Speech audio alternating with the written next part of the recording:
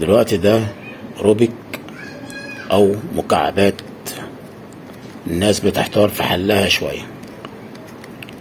في كذا لون بتاع حوالي واحد ورا منه التاني، 3 ورا منه الرابع، واخضر ورا منه كحلي. المهم بتاع حوالي 6 الوانات، كحلي واخضر واورنج واحمر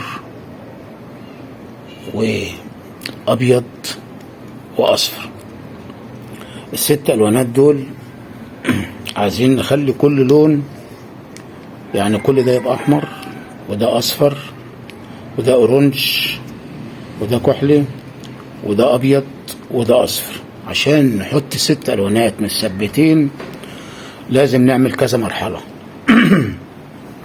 طبعا كذا مرحلة دول عشان نعملهم لازم نخش في معادلة حاجة زي كده اللي هي قدامكم دي برضو، بس انا كاتبها مرتين وهنشرحها دلوقتي. السبب اللي احنا كتبنا المعادلة دي عشان خاطر لما نيجي نحل ما تبرجلش او نبقى ماشيين على الخطوات بتاعتها. حرف الياء هنا اللي هو على يمين ايديا، على يميني، ده حرف الياء. حرف الياء ده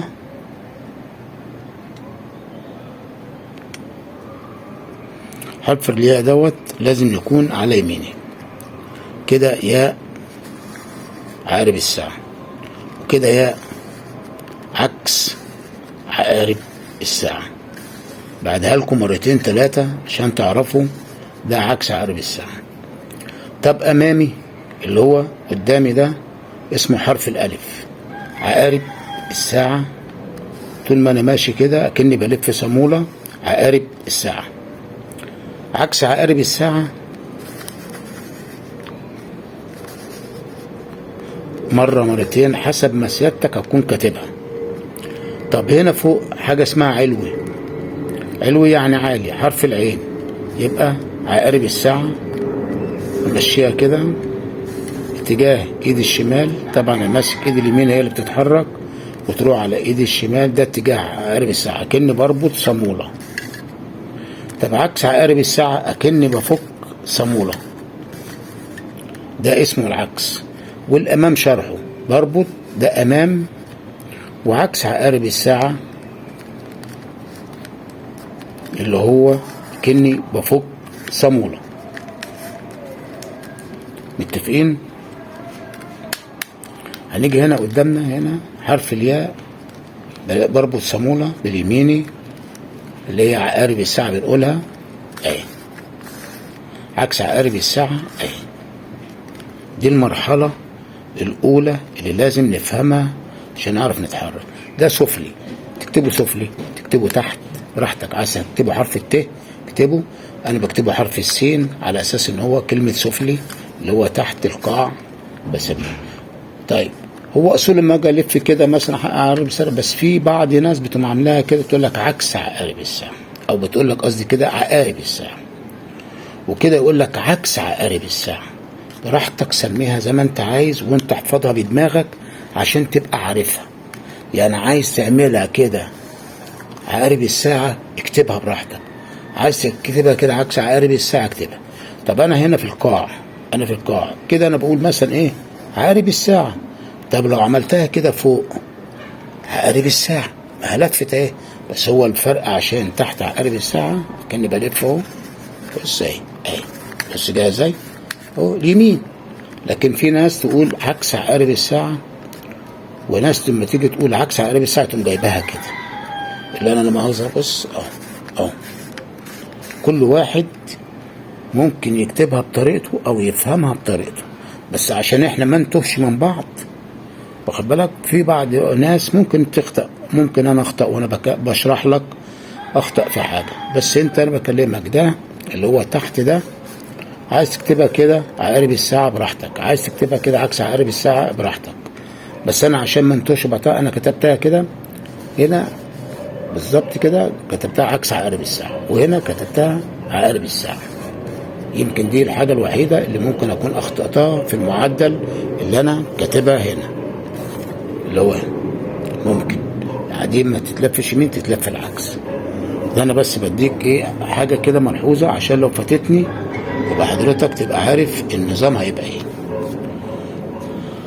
دي رقم 1 في المعادله. طيب نكمل عشان يبقى طلعنا برضو بالفيديو بحاجه مفيده. احنا كل ده مش هنشتغل عليه، احنا حبينا نوضح بس اللي هو اللفه عقارب الساعه وعكس عقارب الساعه، عقارب الساعه وعكس عقارب الساعه، عقارب الساعه امام وعكس عقارب الساعه. تمام كده. هنكتبها بعد كده على الشاشه ونوضحها صوت وصوره. يبقى خلينا هنا دلوقتي انا عندي علامه اكس في الابيض ده، انا عايز علامه الاكس الابيض ده في الاصفر. رايح للاصفر كده، الابيض باي لون كان هيروح علامه اكس. قام رايح كده عندي 2 ابيض اكس في الاصفر. طب عندي واحده هنا بقى 3، 1 2 3، ناقص واحده هنا عشان ايه نطلع برضو بالفيديو بحاجه. طب انا عملت دي، لو عملتها كده هتيجي العكس، او جايبها كده شويه لفتها اهي عشان تيجي هنا مظبوط. يبقى انا كده كملت علامه زائد في الابيض، جت معايا تمام. حل المرحله كده خلصنا منها؟ طبعا لا، عشان السنتر ده لازم يكون مظبوط، بالذات لما يكون مع الاصفر. سيبك من في واحد ابيض هنا 2 3 زياده مش مشكله، انا يهمني الابيض علامه زائد موجوده، دي رقم 1. طيب اللون ده عشان يجي هنا في السنتر بتاعه المظبوط ايه؟ ما عشان انا بظبط على الابيض، يبقى لازم الف الكحل ده مع الكحل واجيبه كده، واقوم جاي لفه والتانيه بقى هنا ابيض مع الابيض والكحل مع الكحل. ده سنتر ما يتحركش من مكانه، لفيته جبته شمال يمين لازم ترجعه مكانه. خلاص هنقوم رايحين على ده احمر مع الاحمر اهو في القبل الاصفر. طالما ظبطته ما تظبطوش عند الاحمر، عشان ظبطته عند قصدي الابيض هيتلخفل منك، لازم تظبطه عند الاصفر. ظبط عند الاصفر عشان ده هيبقى اساس قاعده مش هيتحرك. انا بكلمك دلوقتي عشان بظبط اللي هو اللون ده مع الابيض، او ملفف كده احمر مع الاحمر، او ملفه كده مرتين، احمر مع الاحمر والابيض، كحل مع الكحل مع الابيض. هيتفضل عندي هنا لون تاني، عايز هنا واحد ابيض هنا واحد ابيض اهي. طيب الابيض هنا في الاصفر اهو، هل مع الاخضر؟ لا، الفها مع الاخضر، اقوم اعملها كده واحد والفها الثانيه شمال يمين مش مشكله. المهم القاعده بالذات لازم ده الاساس، ما يهربش منك ابدا، ركز في النقطه دي قوي. ناقص لي هنا ايه؟ ناقص لي واحده بيضه هنا، انزل عليها تحت مش موجوده، يبقى محطوطه في درجه مختلفه، يبقى محطوطه في درجه. الله ده مع اورنج مع احمر، مش هنا احمر مع احمر، لا ده اورنج مع احمر، مش هنحطها هنا، عايزين نحطها هنا. يبقى لف دوت لحد ما يروح مع الاورنج، او ملففها كده مره والثانيه. دي تعتبر بدايه المرحله الاولى، بدايه المرحله الاولى. بدايه المرحله الاولى ايه بقى حضرتك؟ اللي هي حضرتك اللي هي بدايه المرحله الاولى ان هو ده السنتر المظبوط. طب انا عايز هنا كحل، هنا ازرق وهنا ازرق وهنا زي دي احمر، عايز دي احمر. تعملها ايه بقى؟ هي دي، حط الابيض على شمالنا، نحط الابيض على شمالنا. خد بالك من الحركه اللي انا اعملها. في هنا ايه؟ في عندي هنا بص انا اهو الابيض على شمال اهو، وعندي ابيض هنا، وعندي كحل موجود صح، وعندي احمر موجود فوق. اخلي الابيض كده اقوم مايلها كده بايديا اهي، والف كده عين عكس عين، قصدي عقارب الساعه، عقارب الساعه، واقوم عامل يمين قصدي عقارب الساعه. خدت بالك؟ حطيت الاحمر مع الاحمر. لو لفيت كده تاني عين عكس عقارب الساعه هتلاقي الاحمر مع الاحمر والكحل مع الكحل. يبقى عملنا الثلاثه دول مظبوط. ده رقم 1 لازم يجي. حاله الاربع اضلاع يتعملوا 1 2 3 4 مظبوط. عملنا 1 وادي الثاني، ناقص لنا 2 هنا، ناقص لنا ده وده. ندور على هنا ايه؟ في احمر، احمر وايه؟ واخضر، نفس الحوار. شفت انا اهو ابيض على شمالي، هي جت كده معايا، اقوم جايبه كده الف عين عقارب الساعه، عقارب الساعه. مش شرط ان هي عامه ما فيهاش ارقام، بس انا بقرب لك المسافه. طب ايه اللي خلاني كده؟ عشان الاخضر مع الاخضر. اقوم رايح كده، جت الاخضر مع الاخضر والاحمر مع الاحمر، اتفضل عندي ضلع هنا وضلع هنا، ماشي، ادور عليه. هل هنا في عندي نبيتي؟ لا، في 3 الوان ما فيهمش ابيض، يبقى ما اجريش عليه. عندي هنا ابيض وكحل وبرتقاني، امشي على الكحل كده الفه لحد ما اجيبه عند الكحل. اجيبه فين؟ عند الكحل. طب ينفع اجيبه هنا؟ لا، عشان في احمر، عشان في احمر. طب عايز اجيب اللون التاني، يبقى نسيبنا من ده دلوقتي، خلينا في اللي هو قريب. في هنا اورنج وهنا اورنج وهنا اخضر وهناك اخضر. هعمل الاورنج ده كده، خد بالك من الحته دي قوي. اعمل الاورنج كده. طيب عايز اجيب دي مكان دي، وهو الاخضر يبقى هنا، يبقى لازم هنا، خد بالك بقى، اعمل عين عكس عقارب الساعه، واقوم عامل ايه؟ عكس عقارب الساعه، وعامل عين عقارب الساعه. جه الاورنج مع الاورنج والاخضر مع الاخضر. فاضل حاجه تانية؟ فاضل لي واحده. طب كله جه تمام، الاحمر تمام والاخضر تمام والاورنج ناقص هي واحده بتاعت الاورنج. الف كده لحد ما اشوف الابيض فين. عندي ابيض هنا، الابيض ده موجود فين؟ موجود في اورنج وبرتقاني. اقوم عامل كده ورايح اهو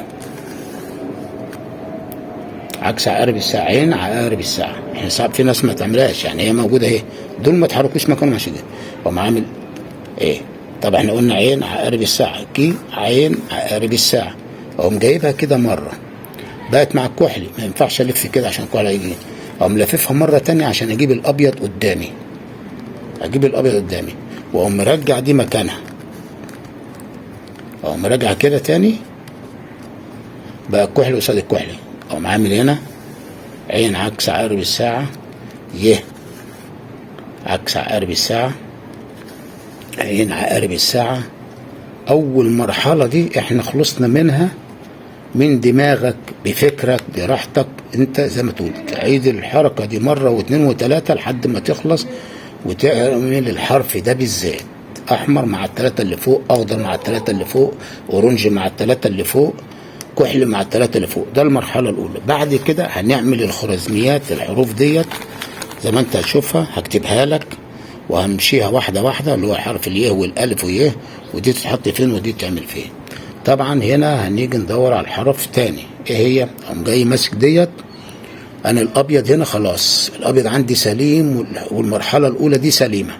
هنخش على المرحله التانيه دي بالحروف دي اللي هي مكتوبه قدامك دي، بدي مكتوبه قدام حضرتك واحده واحده. يبقى السطر ده والسطر ده، ده متخصص وده متخصص لحاجه وده متخصص لحاجه، الاتنين واحد، بس عشان كتبت الاتنين وجايين العكس، عشان اللون ده مره يبقى فوق ومره يبقى تحت. يعني مثلا انا عندي هنا اورنج، هنا في اخضر، الاخضر فوق ولا تحت؟ فوق، يبقى ده هيبقى فوق. طب هنا لو كان ده مثلا في لون ايه؟ في لون كحلي، يبقى انا عايز ده يبقى تحت. ادي خلصت الحوار في السطرين اللي انا كاتبهم دول، هقولهم لكم الفيديو التاني. والسلام عليكم ورحمه الله وبركاته.